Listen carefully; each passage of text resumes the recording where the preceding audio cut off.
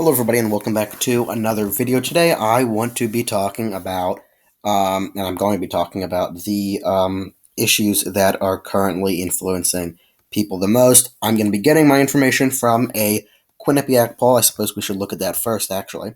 Um, where let me just read the thing to you, the question at the beginning. In your opinion, what is the most urgent issue facing the country today?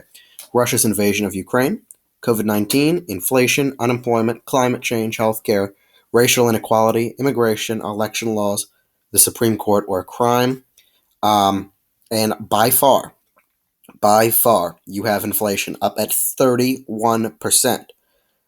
Secondly, the Russia-Ukraine crisis at the moment. However, that is not going to be, in my mind, an issue that lasts all the way until November. That will die out, in my mind, probably in midsummer. So, and it's already starting to die out significantly, at least in the news and in public care at the moment. And then right behind that is immigration. So the top three: immigration, inflation, Russia, Ukraine. And of course, you have some other things following that. You have election laws, both on the Republicans and Democrat side. Climate change, definitely a Democrat thing that that's definitely more Democrat oriented. Healthcare, also another Democrat oriented thing. I guess it's a Republican thing as well. But yeah, crime at 5. So, you go down from there. But inflation, by far the highest, a clear plurality of Americans find inflation to be the top one issue as we head into the 2022 midterm elections. That is very bad for Joe Biden. And inflation really just means the economy. And although, Joe Biden, which he is doing, and there's not really much that he can do aside from, I guess, change his economic policy if he wanted to. But he is, and he, I monitor his Twitter feed, whatnot. He tweets out often, jobs numbers are up. The highest increase in job growth ever. And I don't think that, I think that that's coming off out of touch significantly for Biden and his administration. People are paying significantly more across the country and spending on goods and services than what they had spent on the previous year, especially under the Trump administration. And people are starting to draw that line, starting to draw that contrast between Biden and Trump with regards to the economy. Inflation at 31%. As we all know, gas is significantly up.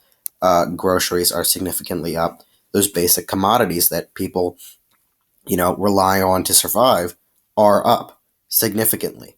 That, in my mind, is one of the driving factors that will cause this, in my mind, a red wave midterm election year. I think that's what we're probably headed into when you look at historical trends and when you look at the polls. I think it's a mix of immigration as well.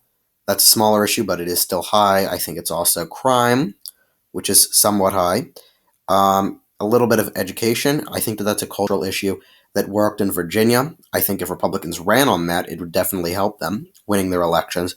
But I think the top issues for them would be immigration, would be crime. You would talk about inflation, of course, and you could also talk about education because that is what will help. That is what worked.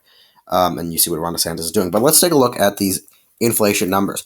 So the current inflation rates are up 7.9% over the past 12 months. That is the highest since January of 1982. That is, I guess, a year after Ronald Reagan became president at 7.5%. It's higher than that. It's higher than 1982. So this is basically the highest annual inflation rate in around half a century, 50 years. That is significant. That is clearly an issue. You look at under Obama's administration and Trump's administration, although I guess you saw a slight increase under Trump's administration, although nothing near what you're seeing here. Obama's, as we, left and went out of the recession, the 2008 recession, the inflation rate, of course, was decreasing. It jumped in 2016, so that didn't the 2-point stuff didn't happen specifically under Trump. It was 2.1 for Obama in 2016, 2.1 for Trump. Then it dropped to 1.9, so it was kind of just stable under Trump. 2020, of course, it dropped. 2021, Joe Biden takes office, 7%, 7.9%. That is a clear contrast, regardless of whether or not you blame Biden for the inflation in this country. That is a clear contrast between these two administrations and something that Donald Trump can use to his advantage significantly. So what I would say, just in general for the Republicans, is that inflation and the economy is a very, very good issue to run on at the moment. People, in particular, and care about issues that specifically affect them. Not everybody in the country is specifically affected by immigration. I guess to some extent everybody is, or illegal immigration, but that is mostly those southern states, those states like Texas, those states like Florida, Arizona, Nevada. Those Republicans down there can certainly talk about that, but as a national issue, an issue that Republicans can talk about across the country, inflation is definitely one of them, crime is one of them, and education. But inflation is definitely going to be very helpful for Republicans, and you can just see this clear contrast between these administrations. So that is really all that I have for you guys today. Tell me what you think of this. I do trust Quinnipiac overall as a poll.